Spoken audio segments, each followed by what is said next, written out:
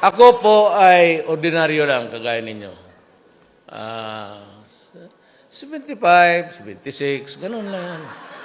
Hindi naman masyado ako nagmamadali kasi I finished my high school 7 years. Sabi ng nanay ko, Rodrigo, matapos ka kaya? High school, sabi ko, wala man tayong pagmadalaan dito sa buhay na to. Sige lang, bilyar. Minsan nahuli pa ako ng nanay ko, yung talagang takot, binalo sa... Ganon-ganon,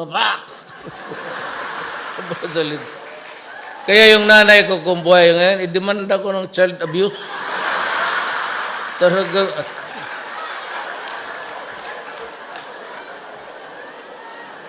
Tapos kayong mga Bisaya, alam ninyo yan, we have this colloquial term na hanggang pantalan ka lang. Di ba?